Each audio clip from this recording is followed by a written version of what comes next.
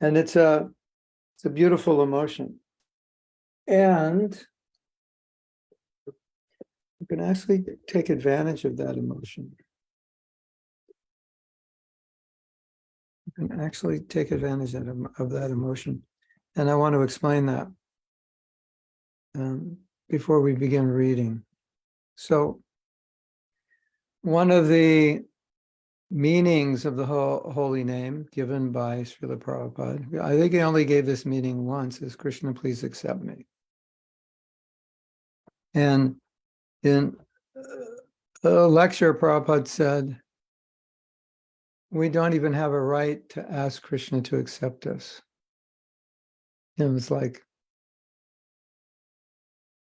we turned our back on him, so in a sense, we have, like someone just, left you, someone dear to you left your life for no reason, and they want to come back. And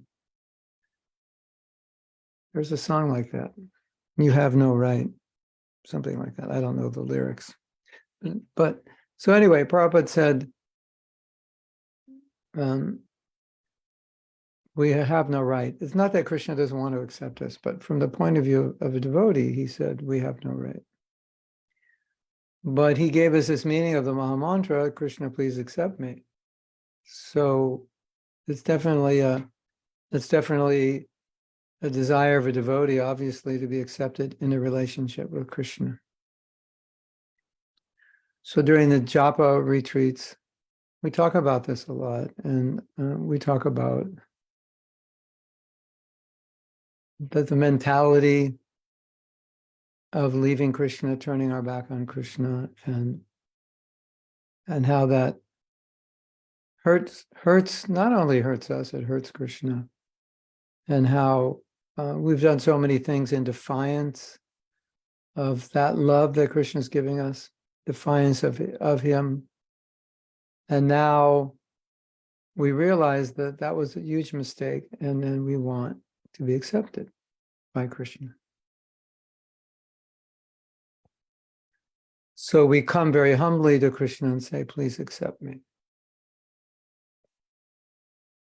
And so in one retreat, we discussed this.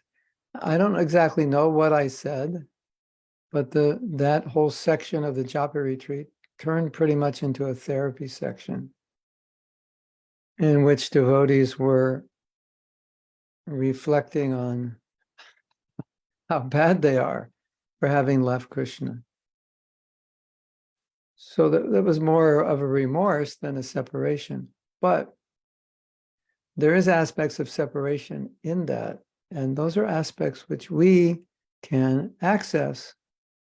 Without yet having prema, we can access those.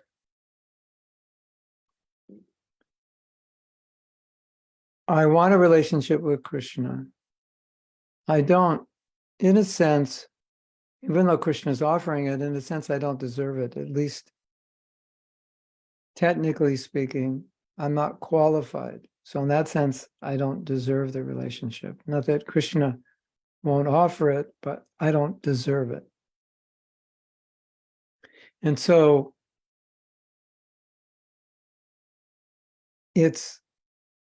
there is some qualification to enter that relationship, and really the main qualification is that we want to. So when we're saying, Krishna, please accept me, we're affirming within our own consciousness that this is what we want. This is the most important thing in our life, the most important thing to us.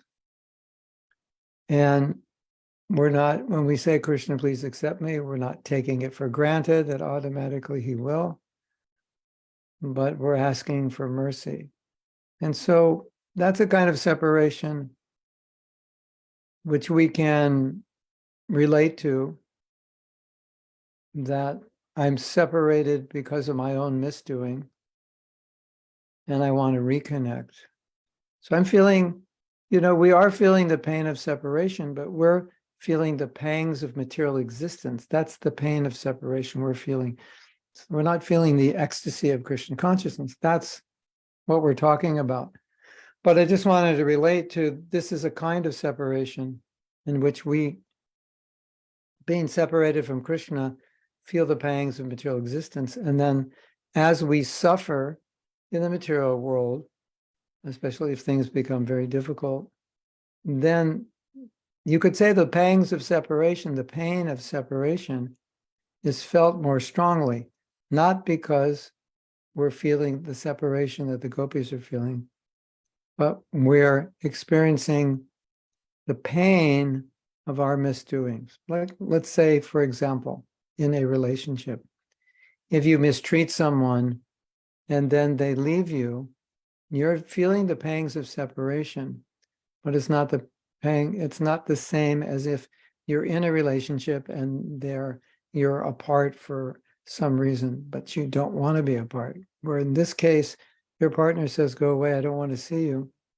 So now you're feeling the pangs of separation for your wrongdoing, and you're kind of feeling guilty in yourself. So it's something more like that, but it's a good emotion. It actually helps your chanting. Krishna, please accept me. I don't deserve it. Hare Krishna, Hare Krishna. I want this relationship. I'm tired of suffering, and I'm tired of playing, trying to imitate you. Hare Krishna, Hare Krishna. Please accept me. Give me mercy. I want this relationship. And then you affirm to Krishna that you want the relationship. And then now you have to show that you want the relationship more than you want other things. And so that kind of separation can really make Krishna the most important thing in your life, because when you feel a strong desire for that relationship, it becomes everything. And by affirming, Krishna, please accept me, you're affirming that that relationship is extremely important. So, yes, Hare Krishna. So, as I said, it's not the separation that is discussed in Shastra, but it is the kind of separation that we are experiencing. And we can use that to our advantage. You get pushed from behind, you get pulled from the front. If I have love of Krishna, it's all pulling from the front. If I don't have, my love is not mature, I get pushed from the back and pulled from the front. They did an experiment with rats, and they gave the rats something that they wanted, and they were losing interest. And then maybe some of you know exactly what happened. I forget the details. But they did something where there was pain coming from behind them, and they had to run away from the pain. And so when they weren't running towards the pleasure as much as they were originally, they put the pain from the back, and then they ran towards the pleasure. So the psychologist said, pleasure is not the only motivator. Pain and pleasure together is a great motivator. So we have the pain of material existence and the pleasure of Krishna consciousness. That's two good motivations. If it's just the pleasure of Krishna consciousness, the problem is without the pain, you won't be able to do devotional service seriously enough, because you won't have an impetus. So the pain is always a reminder that if I don't do devotional service, my life will be difficult. And so that pushes us in devotional service. Then we get taste, and as we get taste, the taste becomes the motivating factor. But the pain is always there. It's a reminder, right? There's a song like that about a reminder, just to remind you. Dun, dun, dun. I forget how it goes, but it's like Krishna's here, the all attractive, and Krishna knows, even though I'm all attractive, unless we're purified, that attraction won't be very strong. So then he creates the pain factor. So if you get lax, the snake bites you. If you go back too far, the rat bites you. So you always have to stay going forward. And I'd like to go backwards because it seems like I'll be happy if I go backwards. Then the snake bites you. And then it reminds you, oh yes, when I go backwards, I get bitten. So that's how Krishna pushes us. And then he attracts us through his Leela. and all his beautiful characteristics, and then he keeps us moving forward. So that's how it works. So the pain of material existence is a reminder of our separation from Krishna. Because if we weren't separated from Krishna, there wouldn't be the pain of material existence. So the pain of material existence causes a kind of separation in the heart of the devotee that I wish I was with Krishna. I should have never left Krishna, because the consequence of leaving him is my present existence. So I'm feeling separation from that. And another kind of separation that I think some of you may have felt, that's also relatable, is I remember when I was on, maybe it was the first time I did a full Mayapur program. Yeah, it was the first time, 1992, I believe, or 93. We would go in Mayapur, we would go on little programs, but this was like overnight for a week or something. So it was the first time.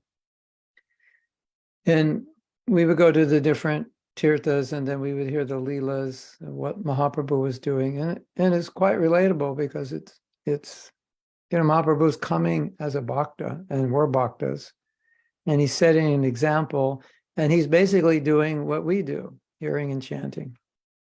So it's very relatable. And every place I would go, I would hear the leela, I would think, I would have liked to be in that leela. That would have been nice. Or in the future, it would be amazing to be in that leela. So that separation is also there, because I'm not in the leela, because I'm not qualified to be in the leela, because I'm not seeing the leela. So my separation is coming as a consequence of my lacking, or my ignorance, or my impurity. But it's still a kind of separation which is beneficial. So you officially, you can't call that separation viraha, as it is technically called. But it's a kind of separation which, if we cultivate, is very good for us, because it means that we will aspire to be an associate in the Leelas of Krishna, which is a good aspiration, isn't it? I think it's allergy season. It has just arrived, because my eyes are itching. I was wondering when it's going to come. The next system is I sneeze every minute, but we'll see how it goes. Only, what is it? You have another month here before I go to Europe. Yeah. I have some medicine, so hopefully it will be okay. Yes. So I hear about these leelas. I go to the leelastan, the places where the leelas happen. And I think, be so nice to be in those pastimes. What a great desire. I'm feeling separation. I'm feeling remorseful. Here I am, turn my back on Krishna, wandering in the material world. And then there's these leelas that I could actually enter those leelas. So that's a kind of separation we can experience, which is very, very helpful. So any kind of so-called separation that can help you, you cultivate it. Why not? Why not cultivate it? I think I was saying the last class, we should cry when we chant, and if we can't cry, we should cry that we're not crying. So it's kind of like crying is it's a type of perfection in bhakti, because really you can only cry in separation if you have love. But because crying is so important and emotion is so important, why not cry that I can't cry? That's also helpful. So if we can't experience separation out of love, we can experience separation out of the pain of being separated from Krishna, of not having that love. And we can cry about that. And that's all good. Anything like that will help us. So why not? And as I've said many times before, and this point is very important, it's not that we're not going to feel separation. It's not that we're not going to feel love. It's not that we're not going to feel pain. It's not that we're not going to feel these emotions. But the problem is, if we don't feel these emotions for Krishna in Krishna consciousness, then naturally they're going to arise as material emotions, material separation, material pain, material lamentation, material hankering, and so forth, material guilt. So since we're gonna have those emotions anyway, if we can connect them to Krishna somehow in your mind, if you can work that out so that you can feel some of these emotions, then that's beautiful. Right? Like you write a poem to Krishna. It's like, who am I to write a poem to Krishna? You know, it's like a boy writes a poem to his girlfriend. Who am I to write a poem to Krishna? But that writing, it brings out emotion. So do it. Even if we're not qualified. Whatever emotion we can muster it up. Whatever feelings we can feel by meditating on, oh, how bad it was I left Krishna. I turned my back on him. What kind of horrible person am I? Krishna, you're so beautiful. All I want is a relation with you. I've suffered so much. All these emotions. It's just, if they're there, cultivate them. If they're not there, think about it so that you can start to experience these. And that's what Krishna consciousness means. Otherwise, as I said, it's all going to manifest materially, right? Because we're emotional beings. Like, emotions aren't going to disappear. If you think Krishna consciousness means to get rid of emotion, then you'll become a bona fide brainwashed cult member. If you're not one already, with your cult member card, certified cult member, I don't feel anything, right? I have no emotion. I'm totally detached. I have no emotion. You are a certified cult member in good standing. Yeah. Okay. So I'm assuming we have a lot more to read. I don't know, but I haven't looked at my notes. Okay. So Chaitanya Dasi has put it up on the chat if you want to follow along.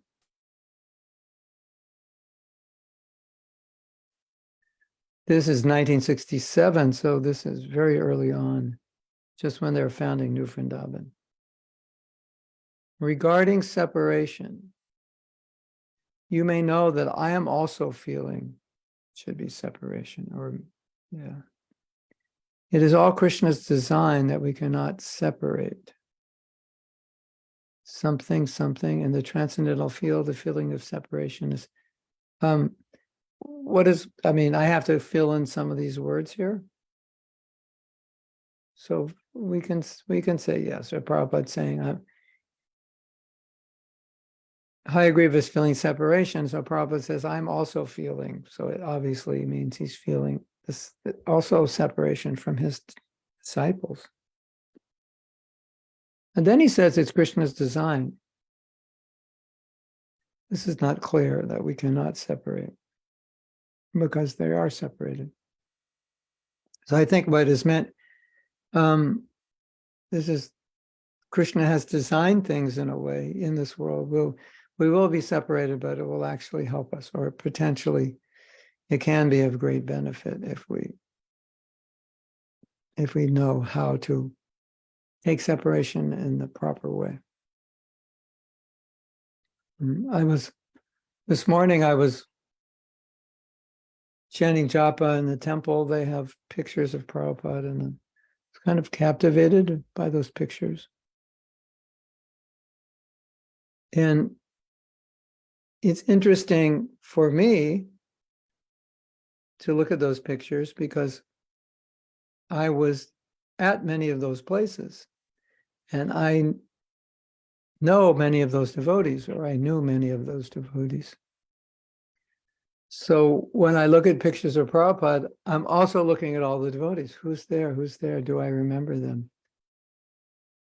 And I'm looking at some of the pictures and I'm thinking, oh yeah, that's so and so. So and so is still here in Krishna consciousness. They're doing very well. Oh, that's so and so. I don't know what happened to so and so.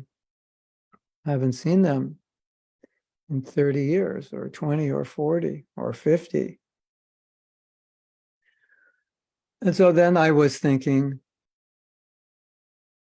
those devotees who are still here serving, obviously Prabhupada made a huge impression on their heart, right? That's why they're here. So then I was thinking of the class today, and I was thinking, okay, we had spoken last week about the importance of the physical presence of the group, because I didn't want to minimize that. It's definitely important. And so when I was looking at the pictures, I was thinking, and this is the thought I wanted to share, that those devotees who remain strong and dedicated to serving Prabhupada, that means Prabhupada went very deep into their heart, so deep into their bloodstream, under their skin, in their very essential core of their existence. He went so deep that he could never leave their life. So that even if he's not physically present, he's gone. The impressions he made are so deep that he's always present. He can't not be present. And so that, I would say that is the value of the Vapu, of being with the physical presence of the Guru, because it's so powerful. The example is so powerful. The inspiration is so deep.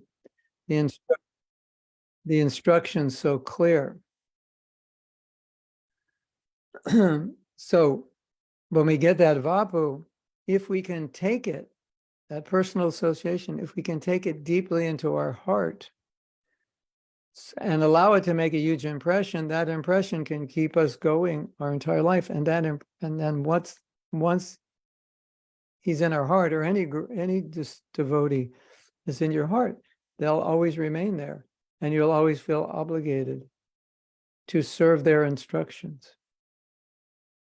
There's a verse like that. How can I give up? I was mentioning Prahlad Maharaj. He was saying, how can I give up the service of my Guru Maharaj? Because he saved me. So that impression, the connection that Prahlad got from Narada Muni in the womb was so deep. He felt so indebted that there's no question of being separated, because his spiritual master's within him, in his very essence, his very core.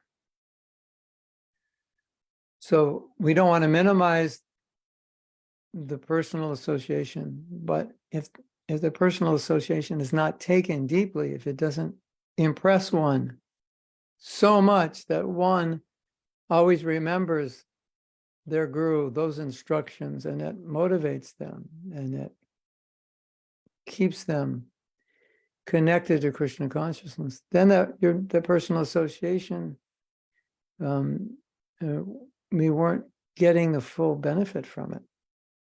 Or in some cases, not really much benefit. As Prabhupada said, mosquito also sits on the lap of the Guru. But what does he do? He bites the Guru. So close. So that's a very important point.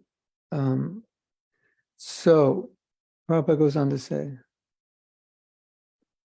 in the transcendental field, the feeling of separation is more. He's just saying it's deeper, it's better, it's more intense, it's more Krishna consciousness. Feeling of meeting, it's more intense than the feeling of meeting. Physically, I'm trying to go back to your states as soon as possible. I have got a fancy for your country. It means I've got a love for your country. And being inspired by that, I first went to your country, and still I feel that way. This is Prabhupada writing from India, and he's recuperating from a stroke. I am improving, although slowly. but I am eating and sleeping better than in New York. So I think it was obvious what this exchange was about. Prabhupada, as we read last week or the week before, had gone to India in 1967. His health wasn't good. He had a stroke. He couldn't recover well in the United States. He wanted to go back to India to see his Ayurvedic doctors and be in warm weather. And as we mentioned, devotees were not certain that he would even come back. So you could imagine this, you talk about separation. Could you imagine? Your guru is sick, he's ill, he's saying, I'm going to India. Maybe I'll come back, maybe I won't, maybe I'll live, maybe I won't. Wow. Intense separation. So Prabhupada didn't play down the separation, he played it up, because you could think, you could just on the emotional level, yes, I miss you, you miss me, and it's going to be a disaster if I can't come back, and then we won't be able to see one another again, and I want you to come, I may be dying. Like none of that, because Prabhupada wanted to make a point, which is interesting because sometimes normal human emotion, Prabhupada doesn't exhibit, even though he feels it, because he wants to make a philosophical point.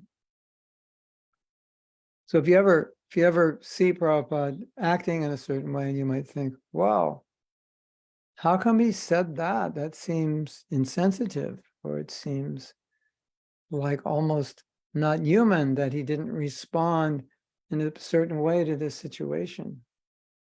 But sometimes, although he's feeling it, he doesn't externalize it because he wants to make a point philosophically.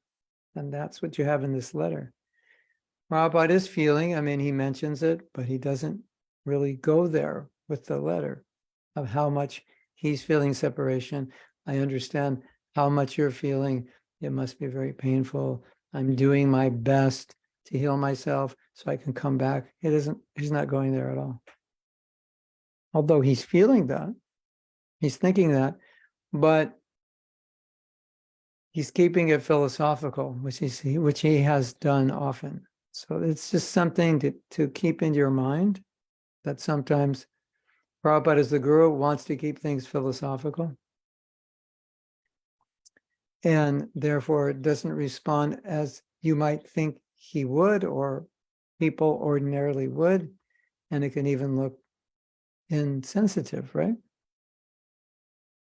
If you ever think, I don't know if you ever think that way, but if you ever do, it's because as a spiritual master, he's trying to give instruction, right? Does that make sense?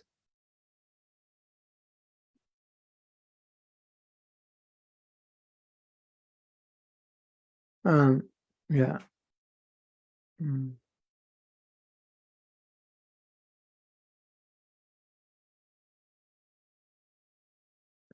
Question from Dara Raman.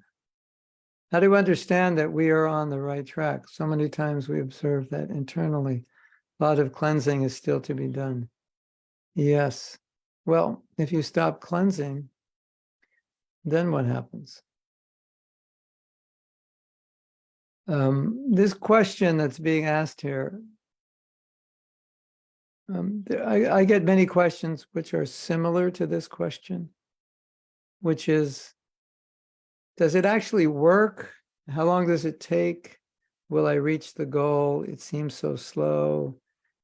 Am I actually making advancement? Yeah, of course, the answer is yes. That is ascertained already by previous acharyas and shastra that it does work. But my question back to a question like this is, well, what is your alternative? And the answer is, the alternative is to suffer. That's the alternative. Or to go into the mode of ignorance so deeply that you don't realize you're suffering and you can make believe you're happy. That's an alternative also. You know about that alternative? The people who say they're happy?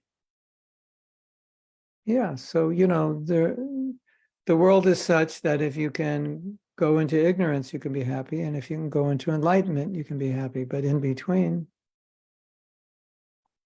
not so good. So if you can't get enlightenment, you can opt for ignorance. If the Maha Mantra doesn't work, try some wine, vodka, or beer. That also works, relieve your pain temporarily by throwing you not above the pain, but below it, numbing it, dulling it. So that's the question. What's the option? What is your option? Oh, like it's slow, it's difficult. Okay, I'll agree. It's slow and difficult. What's your option? It takes so much effort. Okay, I agree. What's your option? Like material life doesn't take effort? You want to be successful in your profession? It doesn't take time. How many years have you been in school preparing for the day you can get your first job? Well, if you started at 5, yeah, it's almost 20 years probably. That's kind of slow, isn't it? And how many years is it going to take till you become somebody big in your office? Another 10 or 12, or maybe never. So it's funny. Isn't it funny if we say Krishna consciousness is difficult? Okay, let's go with that. It's difficult. I mean, it's difficult if you're stubborn and obstinate and lazy and so forth. Yeah, then it's difficult. But anyway, we'll go with this idea that it's difficult. Okay, so what isn't difficult?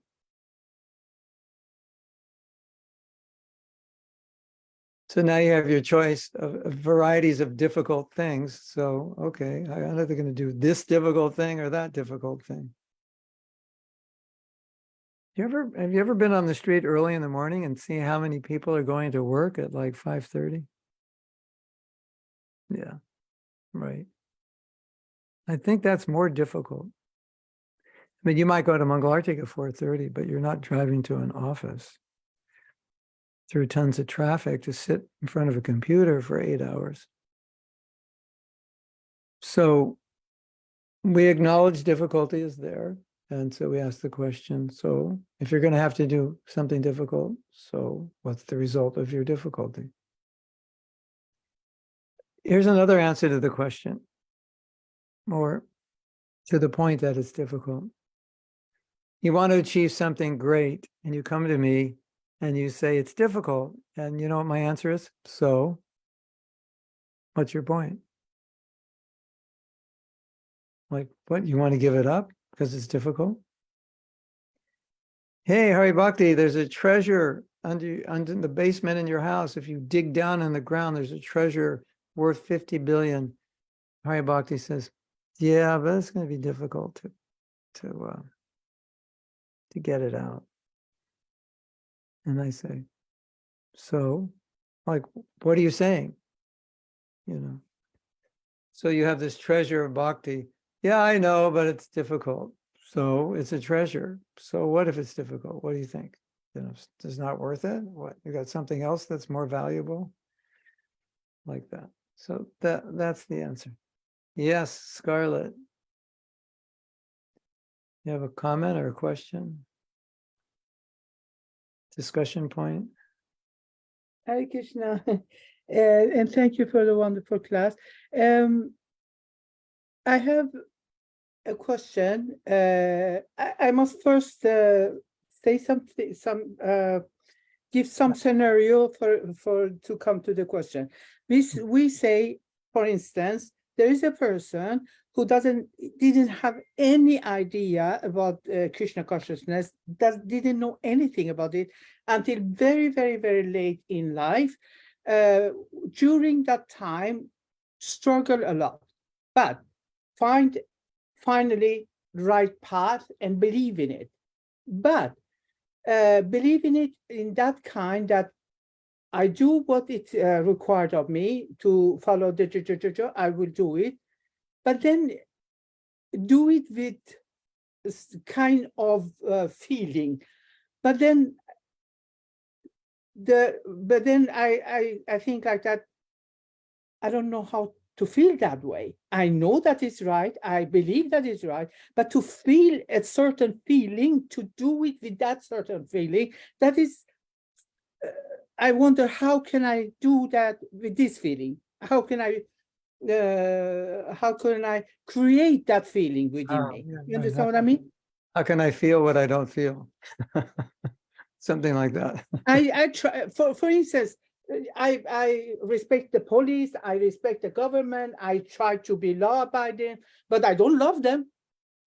I just do the what it says. The law says you have to behave in certain way. You have to be a Okay. good citizen, not to do bad thing, not to hurt anyone, not to cheat anyone. Just do right.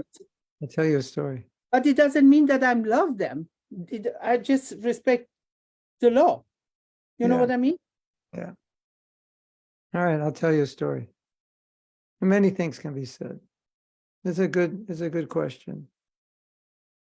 So traditionally in India, maybe up till the 50s, marriages were arranged. And I know today they're still arranged, but you don't have to accept it generally. But I think there was a time, I don't know how long, maybe 50, 100 years ago, where it was just your parents would arrange it. It's just how it was. It wasn't even, it's like you have a girlfriend, you're in love with this girl, but you don't marry her because your parents arrange your wife. It's a different thing. So one of Prabhupada's disciples asked Prabhupada, he said, this, for us in the West, this seems strange because why would you marry someone if you don't love them? So he was trying to understand how you can live with someone if you don't love them and their marriage is just arranged. Like, this is the person you're supposed to be the husband or wife to. Like, here's God, you're supposed to be the servant. Something similar, right? And Prabhupada said, by serving one another, gradually the affection develops. It's natural when you serve. Affection develops towards the person you serve. And that's not even philosophical, because love for Krishna is within your heart. So what to speak of an ordinary person, you develop affection for by service and being served by them. So in the same way, through service, over time, affection is going to develop. That's one answer, but that's a philosophical answer. So I just wanted to make that point. Philosophically, love is there. So by service, it's uncovered. But let's talk about how we can manifest feeling in a state when, like you're saying, I don't really have it. And what's interesting about your question is Prabhupada has asked us to manifest feeling for Krishna by asking us to offer Krishna when we offer something to Krishna with love. But Prabhupada explained what that love is, and it's not prema. So it's not a problem if we don't have prema. He said, you offer to Krishna and you say, Krishna, here, I brought this for you. And I know for you, this is of no value. It's insignificant. But I've brought it to offer you. I want to give this to you. And I beg you, please accept it. So it's an approach in humility that Krishna, I'm trying to learn to love you. I'm trying to learn how to do pure devotional service. And so the practice of pure devotional service is to bring things and offer them without a desire to benefit ourselves and just for the pleasure of Krishna. So it's a kind of a practice. So the answer to your question is the feelings have to be practiced. This is how I'm supposed to feel. This is the mentality that creates the feeling. Now let me try it out. So I'm supposed to offer with love. The mentality is it's all for Krishna. He's the enjoyer. I'm offering this like a present. You take this, you enjoy this, Krishna. I've made this cake for you. And the whole time you're making it, you're thinking, this cake is going to taste good. And you're like, oh, I'm supposed to offer it to Krishna. So you're not in the right mindset. But then you remember, okay, I have to offer this to Krishna. What is the mood? I was supposed to cook this for his pleasure. So your philosophical understanding is now guiding how you should feel in relation to Krishna. So then you go back and think, okay, this is for Krishna's pleasure. Let me offer it. Let me ask Krishna to accept it. Let me approach humbly, Krishna, this is nothing great, but I ask you to accept it. A corollary to this is that pure devotional service only is executed when we offer things to Krishna for which we just want him to be happy and we're not trying to get anything from it. So we're trying to do that in everything we do in Krishna consciousness. And so we're practicing evoking that kind of emotion. Krishna, please take this. I'm practicing it. I mean, we're doing sadhana. It's all practice. Now, I could take your question and say, we could say, maybe not the exact same question, but something similar. Someone could say, bhakti is all about love. I don't have bhakti. Everything I'm doing is artificial because I don't like to chant. I don't like to get up. I don't like to read. I don't like to do any of this, but I know it's good for me and I know Krishna wants me to do it. But there's no love there. There's no bhakti. But now you get to practice your bhakti. Okay, I don't have any love, but I know this is the attitude of love. So let me try to do it with that attitude. Let me practice it. And is that clear? Because there's the third point.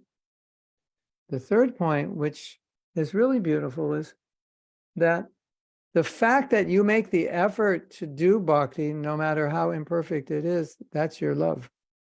I don't want to do this, but I'll do it. I don't want to get up early, I'll do it. I'd rather just eat this right now than offer it, but I will offer it. And I'd rather do other things, but now I should chant, so I'll chant. That's also a manifestation of your love. So, you might feel like, well, I don't have love inside me. You might feel that way. But the fact that you're making an effort is a demonstration of your love. You're trying. So it's not what you'll read in the scriptures as love, because that's a higher level. But Prabhupada has defined love very fluidly, so it can apply on all levels. And you can say in an unofficial, non-academic Gaudiya Vaishnava sense. But as a general sense of bhakti, this is your love. You try to, I was thinking this morning that for some of us, Krishna consciousness is really difficult. For some devotees, it's really hard. I mean, it's hard to get to a high level. And they're, year after year after year, they're trying to purify themselves, but the stain, the wine-flavored stain of material contamination just lingers on and on and on. And so some devotees struggle more than others. For some devotees, it's pretty easy, Krishna consciousness. For some, it's not. And especially for those who are practicing and it's not easy, that struggle is more glorious because the ones who have it easy don't have that struggle. And that struggle, therefore, is the manifestation of their love. So they're actually showing a lot of bhakti through the struggle. Because it's so hard, and they've got every good reason to give up. I'm not doing well. I try, I stumble, I have a very powerful mind, I'm an envious person, etc., etc. But somehow or the other, I'm still going on. That's their love. That's how we have to see it. And that's how Krishna sees it, right? He must see it that way. Look at this devotee. He can hardly, get out of bed, hardly chant a few rounds. But he's been here for years and years. He hasn't given up. He keeps getting out of bed and sticking his hand in his meat bag and snicking and whomming and, still eating 10 plates of prasadam a day. But he's still trying, right? That's I think that's important. When you see a devotee who's not doing well and you see that they're trying, at least they're trying. That's glorious. This is a very, very important point. We talked about that in the self-care workshop. There's a section and I told everybody, give yourself a pat on the back. You're still here. You're still fighting. You're still trying. Then I told some stories how Prabhupada said Krishna likes to see you struggling. In other words, he appreciates it. Let's say I go visit you, Scarlett, and it's like been snowing for weeks, and you have like no way to get any vegetables, and you're calling taxis and Ubers and like, can you bring some vegetables? And everyone's saying there's too much snow, I can't do it. And you call your neighbor and they have, stored vegetables, and you say, well, if you come over, you can get them. And it's like snow is up to your head. And then you finally make this meal and you say, this is what I had to go through to make this meal. And then it's like, all of a sudden it tastes a lot better. Knowing what you had to go through. It's like, wow, I appreciate that so much. Wow, you shouldn't have done that for me. No, I wanted to cook this for you. So naturally, we're going to have difficulties as conditioned souls. And when Krishna sees us working through those difficulties and trying to serve in spite of them, then that's our love. He sees that. Says, this is my man. They're still here, haven't given up on me, right? So somehow or other, just hang in there, everyone. Stick around, As the saying goes, the only person who fails is the one who never gets up after they fall. As long as you get up, you're not a failure. The only one who fails is the ones who give up. And if there's nothing more you ever got from listening to my classes other than a good reason to keep going, then I think I'm successful. Just like just keep going. I'll be gone and you'll still be alive.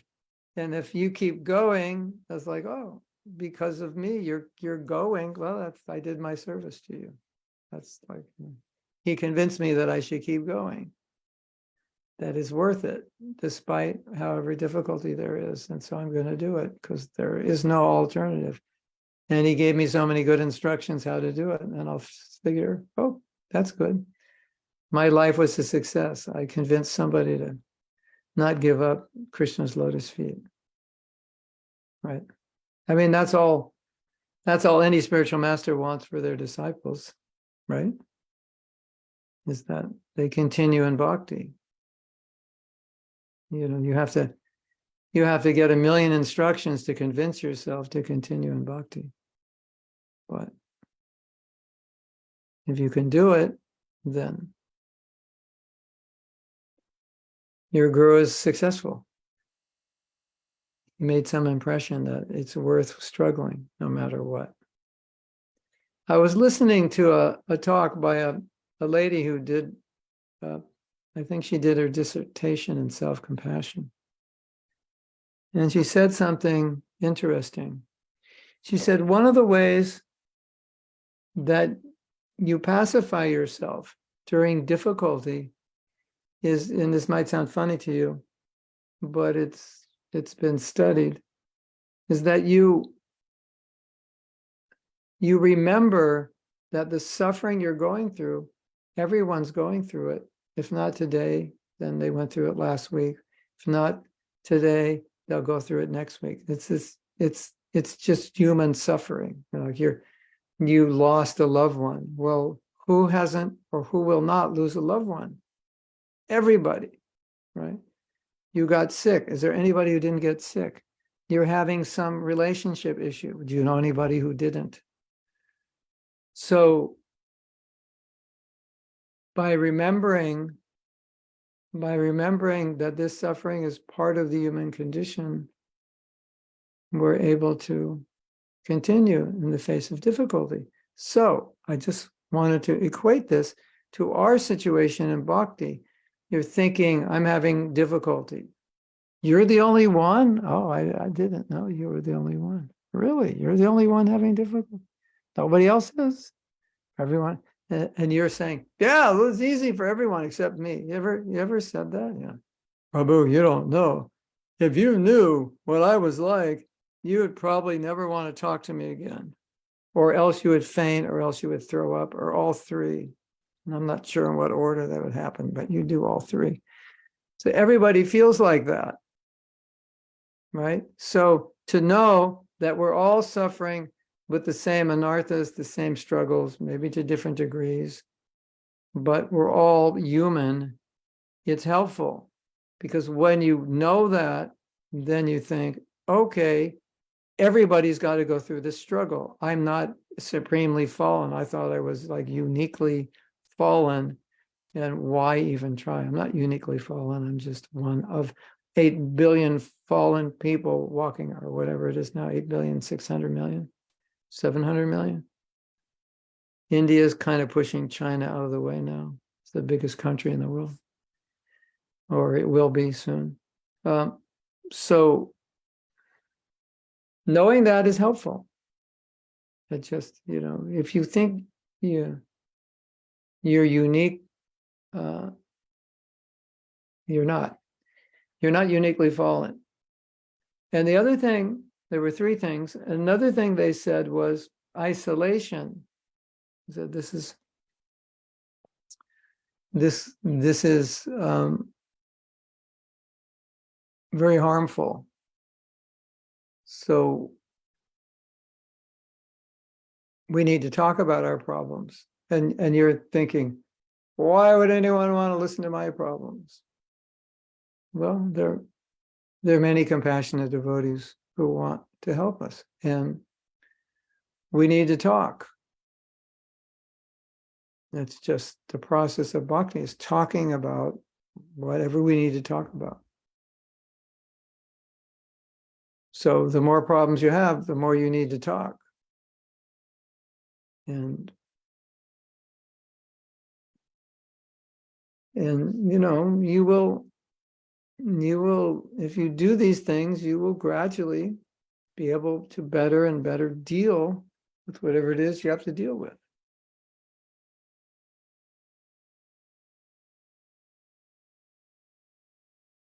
So if you're thinking you're uniquely fallen, today you have found out that you're just human like the other 8,653,000,000 people, or whatever we're up to, walking the planet, and you're not really any different.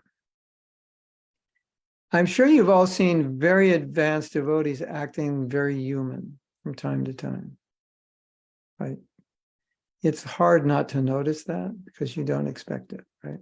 So it's very noticeable, isn't it? When a very advanced devotee acts in a very human way, it's very noticeable because it's shocking, because you don't expect it. You've been a devotee for 50 years, and I see you yelling at somebody who hardly did anything wrong other than serve you one spoonful too much of rice. So if you've ever seen that, it's testimony to the fact that what it means to be a conditioned soul. And even after 50 years of devotional service, the conditioning it goes very deep, and it's a gradual process. So, you must have seen a lot of devotees who've been in ISKCON a long time do some things that maybe were surprising to you. You didn't expect. So that just proves you are not uniquely fallen. Everyone's in the same boat, sitting in different seats, but the same boat. And if you don't believe me, and you still think, no, so-and-so has it easy. Well, so you know why so-and-so has it easy? Because so-and-so spent 50 years struggling. Now he's got it easy. Just always remember, it didn't come out of the womb easy. It wasn't Sukadeva Goswami. He wasn't born liberated. And even if he were, it means that he worked on himself in other lifetimes. So even if you say, no, he was born liberated, okay, but in other lifetimes he had to struggle with his anarthas to be able to be born liberated now. So there's no way around it. So we are not, none of us are uniquely fallen. We're all in the same boat. And when we understand we're in the same boat, then when we see other devotees doing well in devotional service, rather than thinking, oh, they just have an easy time, they're avatars, they came out with japa beads, we think, no, they're just like me, but they're applying the process and it's working. That's a better way of thinking, don't you think? You think, oh, he's just like me, but he's just doing it well, or she's doing it well, and she's advancing, rather than thinking, oh, well, he's just a great devotee. She's just a great devotee. She probably was a great devotee, for 100 lifetimes. And then you go back to your thinking of I'm uniquely fallen. And how's that going to help you? It doesn't. But just acknowledge that everyone's in the same boat. But some people take the process more seriously, so they do better. That's all. That's all it is. It's nothing more than that. But Prabhu, you don't know how fallen I am. Yeah, I know. I have a body. I know what it's like. Been there, done that, But I'm so attracted to this. Oh, Prabhu, you don't know how much of that I've done in my life. Really? You did that? Yeah, I did a lot of it. And it's like your brain doesn't adjust. It's like, how can you be Krishna conscious if you did all that? Because you're thinking, if you do all that, you're damaged for life. No, it's because you take Krishna consciousness and it purifies you. And so that's the difference between those who are struggling and those who are not. The ones who are struggling are just forgetting to take their medicine, not getting better, not doing their exercises. That's all. This is very important to understand and very important to accept. Otherwise, you'll think some people are just naturally devotees, which is true because they've done devotional service, but it doesn't mean you just come out of the womb naturally devotee and just sit back and just watch television all day and go back to Godhead at the end of life. It doesn't work like that. Many, many great devotees, far greater than ourselves, have fallen. It's so interesting. I was reading a story, and Prabhupada talks about this occasionally. It's a very interesting phenomenon. I mean, you all know what happened when Prabhupada's disciples, they'd been devotees a year, and they were in their late 20s. They went to London, and we all know what happened in London. It was, and we know what's happening in England now was all because of their initial efforts of 3 Grihastha couples who had joined ISKCON a year earlier. It was 1967. Yeah, so they were like probably between, like 20, between 20 and 25 or 19, something like that. I mean, I was only 17 at that time. So they're probably like 8, 9 years older than me. Some of them 5 years older. So, mid-20s, more or less. And they've been devotees for 1 year, and they were all grihastas. And they went to London, and things just exploded after some time. And before you know it, Bhaktivedanta Manor manifests, George Harrison #1 record. 50 devotees joining every year, or 100, it's in the mid-70s. Did you know that?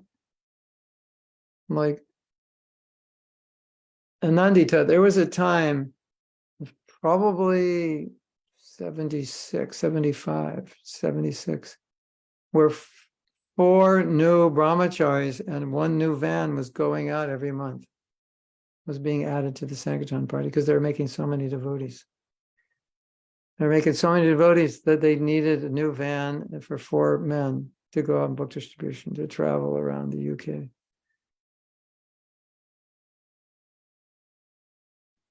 So the point that Prabhupada was making is saying, look at this. They're young devotees.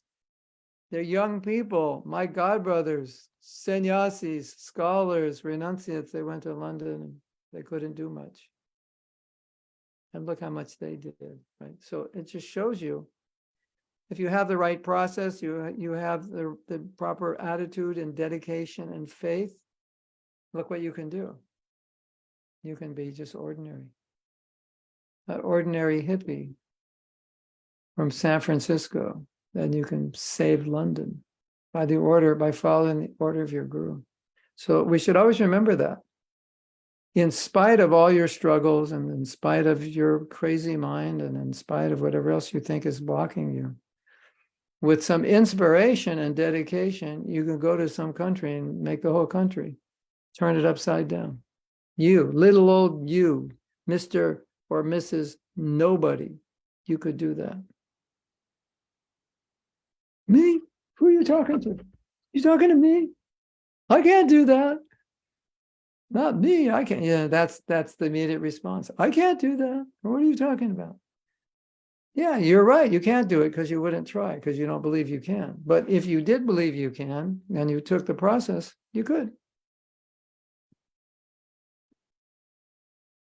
Just remember, 25-year-old hippies, 1 year in the movement, turned London upside down. Turned London on its head. So if you have any excuses, just remember that. 22-year-old boys, when you're my age, a 22-year-old is still like a baby. Taking sannyas and going around the world. My daughter's 22, and I always tell her, I said, when I was 22, I'd already been temple president like 18 times. It's like, oh, you always say that. And I said, yeah. I said, but I'm so old now that 22 seems like, you're still in diapers. I was like, how did I do that? I was like, but for a 22-year-old, it's like, yeah, why not? Let's go around the world, shake it up. We can do it, right? So if you think that way, we can do it. We can shake it up. Your parents will think, no, you can't. But that's because they're old and brittle and whatever. But you're young and naive and, enthusiastic and, the sky's unlimited and you go for it and you do it. That's the benefit of being young. You don't know what you can't do. I didn't know. No one told me I couldn't do it, so I went out and did it. That's what being young is all about. Then when you get old, you know what you can't do, and you just sit on the couch and talk about when you did do things when you were young. Anyway, this is important. That story is very important.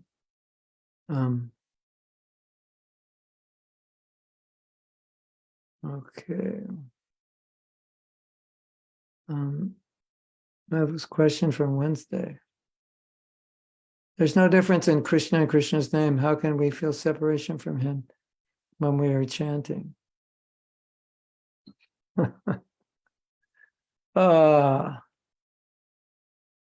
the story of Radharani when Krishna is sitting in front of her and she's worried that Krishna is going to leave.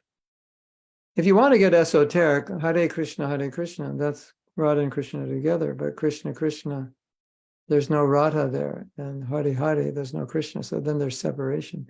So if you want to get esoteric, you can feel separation chanting, because there's 4 pairs of mantras when Radha and Krishna are separated. Even though, because as devotees, we're trying to relish them together and relish their love and experience their love and bring them together. Now they're separated. Oh no, they're separated. Anyway, I don't think we have to worry about feeling separated from Krishna when we're chanting his holy name, because we're so spaced out, we're completely separated. Right? We're thinking of so many crazy things. We're always separated. The separation we experience when we're chanting is that we're not realizing Krishna fully in his name. That's the separation. So Krishna's there and it's like, where? Okay, he's here. Shastra says he's here. But where is he? I don't see him. I don't hardly feel him. That separation we're feeling. Don't you always feel that separation? Now, Krishna, you're in your name, but I'm so unfortunate I have no attraction. We're chanting like, when will you manifest? You're here, but you're not here. I mean, I was told you're in your name, but I'm not getting it. I know you're here, but where are you? Where are you hiding? How come I'm not fainting? We see the deity. How come I'm not crying? That's separation we can feel. Separation from purity, like that. Question from Eli Fletcher. If you're not chanting 16 rounds, is it possible to go to Krishna Loka? Well, at least chant 16 rounds. Once a doctor tells you you have no time to live, got a week to live. You can't say you can't go. It's not exactly like that. But, you get an instruction manual and it says, build it like this. And then you say to me, is that the only way to build it? And I go, well, you could build it some other way, but, I don't know how that is. Maybe you could try, but why? Why do you want to try another way? Here's the manual, just do it. This is what works. So it's a bit like that. It's not like always absolutely black and white, but this is the general way. This is how to build it. And everyone who follows this is able to build it. So you follow this and then you go back to God. And we know that much. Prabhupada said that much. If we don't chant 16, follow all the principles, generally the understanding is we'll have to come back in another life. And until we're purified enough to follow the process well enough that we can become perfectly Krishna conscious, then we keep coming back. So that's the general answer. The general answer is yes, but it's not absolute because Krishna is a person. So he can play by the rules or he can break the rules. For you, you might say, well, maybe Krishna will break the rules for me. Yeah, but why gamble? Just follow the rules. That would be safer. So don't despair if you can't chant 16. Do the best you can and keep plugging away. Gaurapriya said, you once said that crying of separation for Krishna is different from the crying of not having had spiritual life for a long time. Could you indicate how we can differentiate both and not get confused? Because you mentioned that both can be confused. Yeah. Crying, well, you don't have to worry about crying and separation from Krishna. You don't have to worry about that. You don't have to worry about that category until you have prema. So that the differentiation is everything else you're crying about. It's everything but love. It's all so you can't, the principle of feeling separation is number one, you have to love Krishna before you can feel separation. And what we talked about earlier is you just have to feel the pain of the material world to feel separation from Krishna, because now it's like you're feeling the pain of not surrendering. So now you're feeling separating. Krishna, why was I so stupid to separate myself from you? Because I'm feeling so pained now in the material world. So it's like that.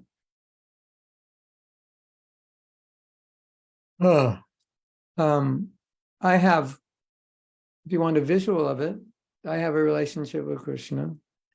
So many lifetimes I neglected that relationship, tried to play Krishna.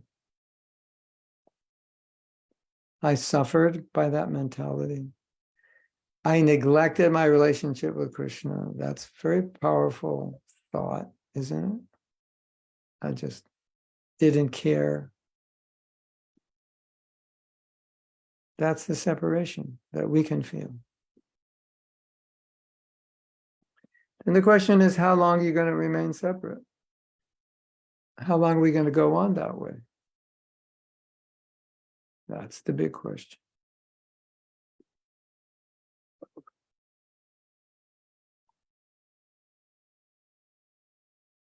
Okay. So somehow or other, just hang in there. Yeah. Okay, so you're Radharani, you're on a boat. The boat is traversing the material ocean, the Bhava Sindhu, the ocean of material existence. And all of a sudden there's a storm and the boat is rocking. And some people are afraid the boat is going to sink and they're jumping off in their life rafts, jumping off the boat. And the captain of the ship says, stay on the ship, even though it's rough, hold on. The sea will calm down. Don't jump off the boat. If you jump off the boat, there's no guarantee you'll make it to shore. So the same way, the waves of Maya are going to hit, and just don't jump off the boat. Because once if you're off the boat, you have no security now.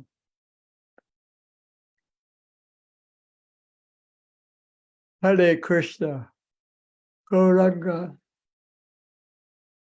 Nityananda, Sri Advaita. Okay. I guess we can read a little more. It's a letter to Janaki. This is, I guess Prabhupada's still in India recovering. I'm so pleased for your writing such nice sentiment. I've especially noted that you could express yourself so beautifully. I know both you and your sister have inherited a good heart from your good mother. Your eagerness to get me back in the States will surely be a success because I'm also eager to return. Tears for Krishna is as good as associating with him personally. In the spiritual world, separation is more valuable than meeting. So your feelings and tears of Krishna consciousness will make you more enriched in spiritual advancement. So this is 1967. You might think Prabhupada could have written a letter and said, your tears are nonsense. You're just a new devotee. Don't be sahajiya. Don't be sentimental. Right? Have you ever heard that before? Anyone say that?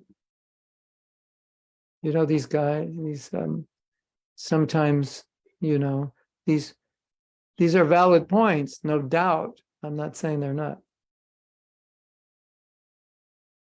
But time, place, circumstance. And we can't say, well, it's 1967, so Prabhupada didn't mean this.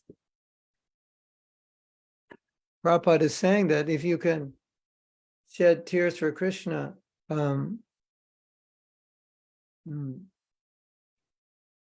you have any feeling for Krishna, you say, I have these feelings for Krishna, but I'm not a pure devotee, so are they real? Am I sahaji? Are they fake? The only person that can answer that question is you. Like, fake feelings are like, why would you manifest fake feelings? So you can show off. That's why sahaji is manifested. But if you have the feelings and they're coming as a byproduct of bhakti, I don't think we can call it fake. We could call it maybe not matured or shadow of the real thing. But fake is an imitation to get some adoration. So that's a different thing. So if you're experiencing any kind of emotion or crying, but it's in relation to Krishna, and you definitely feel it's inspiring and helping you, then keep those tears coming. They're good. Because as I said earlier, we're going to cry for something. Might as well cry for something in bhakti. Does that make sense to all of you? Great souls.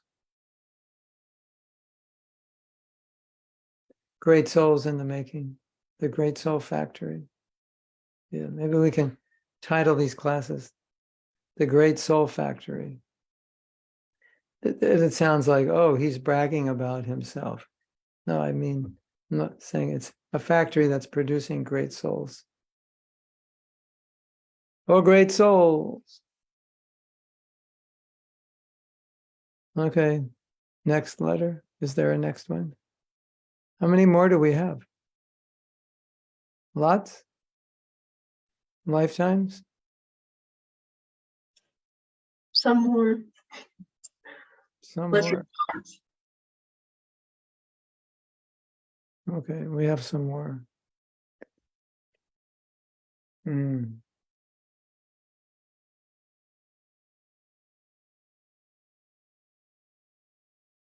Just now coming. There we go. 4 more after this. This is a letter, 1968, to Jadharani. So long we have got materialistic view. The serpent is fierce.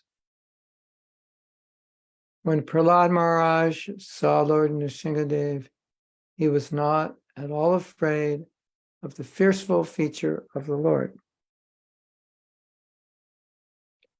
The big jaws and nails of Lord Nrsingadev and fiery tongue of the Lord in gigantic lion's head did not create any fearful havoc before Prahlad Maharaj.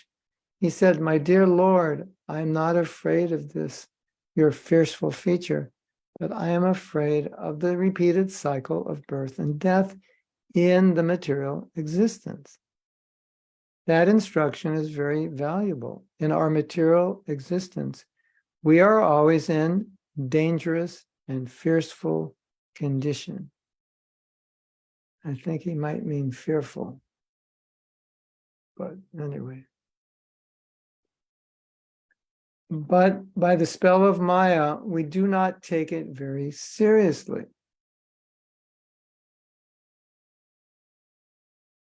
The serpent-like feature of the Lord is another expansion of the Lord to provide his place on the ocean. He is not at all fearful to the devotees. Fierce. Yes, the ecstasy of separation of the spiritual master is even greater ecstasy than meeting him. So isn't that interesting? Prabhupada calls separation ecstasy. Everything in Krishna consciousness is ecstatic, even things that materially would not be considered good. In Krishna consciousness, they're ecstatic, right? So separation is ecstatic. Hmm.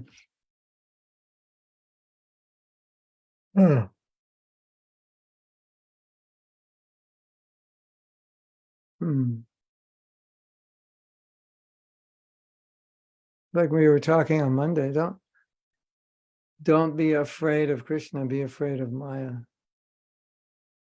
We're afraid of Krishna, not afraid of Maya. We have it backwards. Let's go jump into Maya's lap. No worries. They go, surrender to Krishna. Oh, I can't do that. And then your list of 108 excuses comes out. So we have it backwards. Mm. Mm. Mm. So Prabhupada's saying here, we're in a fearful condition, but we don't take it that way. That's the influence of Maya. Serpent of time. But, time's not a problem for a devotee. Because when you leave this body, you just continue your devotional service, hopefully with Krishna. So dying is quite a good thing for a devotee. Don't you think? Oh, you're dying, don't leave.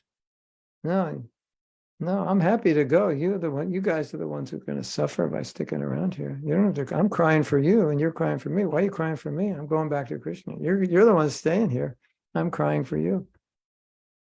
That's the way it should be, right? Well, I mean, some of you do a video like that, and the patient is, the person dying is crying. Why are you crying? Oh, oh, you're all going to live. I'm so sad. You're all going to live. And I get to go back to Krishna. I'm so sad for you. Yeah, that's the reality. Hare Krishna. Prabhupada talks about the ecstasy of separation. That's a good phrase, I think, to sum up a lot of what we've been discussing in this series. Maybe this series should be called the ecstasy of separation. So I've just decided I'm going to stay in Alachua in a cave. You'll never see me again. I'm not going anywhere, and therefore I will increase your ecstasy. By staying separate from you, we'll all be in ecstasy, right? The ecstasy of separation. Now, what I'll do is I'll come to your country and I'll call you up and I'll say, I'm here, but I'm not going to tell you where I am. That and the ecstasy will even increase more. Like, where are you? Tell us. I'm telling you. If I tell you, there'll be no separation. Then there'll be no ecstasy. So that's my new plan. I'll give you a call when I get to your country. Untraceable call from my cave somewhere in the forest. What do you think? Good idea? Having said all this, Prabhupada traveled around the world so he could give association to his disciples. Isn't that interesting? After all these things, Prabhupada's traveling around the world at an elderly age when it would have been better for his health not to. And he's going to give his disciples association. That's it. So this is such an interesting topic, isn't it? Because someone could say, if separation is the highest, why didn't Prabhupada just go into a forest and hide? And then no one would be able to deal with him. Because he was heading up a preaching movement, that's why. But I think I said this before, I want to emphasize it. If we don't learn how to fare well in separation from our spiritual master when he's alive, we're going to have a really hard time when he's not. But if we learn how to fare well in separation when he's alive, you will fare well in separation when he's not. Because you'll feel like, well, he's still here. I always accessed his association through his instructions and service. So that service and instruction is still here. So for me, he's not gone. So you can feel it that way. Okay. One more message.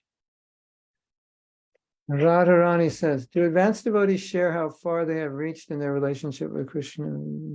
Generally, no. I feel like hearing it from someone that their chanting has reached such a stage that they can see Krishna face to face. I think that will strengthen my faith.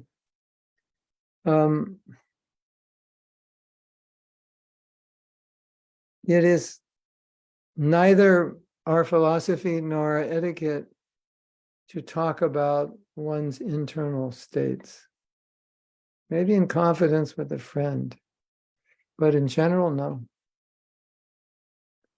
Prabhupada never talked about his personal relationship with Krishna, or if he did, kind of in a covert way, not so straightforward.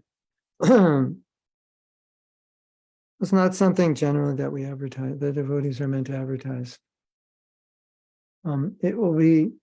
It's sometimes said it will ruin, whatever you're advertising will get ruined because it looks pretentious. It looks like it's just, why are you advertising this? It's not considered humble, so generally not done.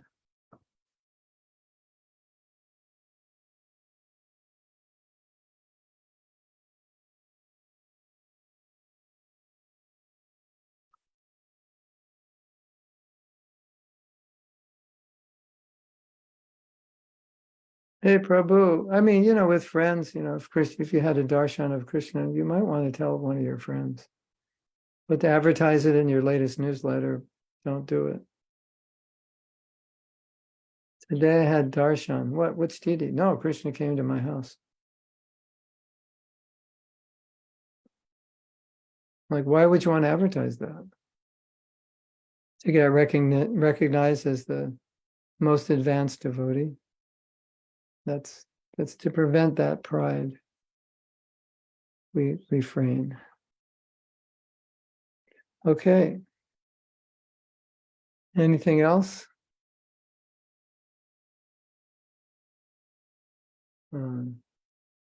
Radharani's satisfied with my answer. It's even said in the Hari Bhakti Vilas that you keep your mantra private. You don't tell people what your mantra is and how many you're chanting. And it's also why you don't say the name of a respected person. You say like husband and wife traditionally, they wouldn't use the name. The name is considered too familiar. So the wife would call the husband Pati. Pati is protector, and he would call her Devi. Call the spiritual master Guru, Maharaj, Guru Dev, some name. So, Hari Bhakti Vilas says, keep these things private. Don't advertise them.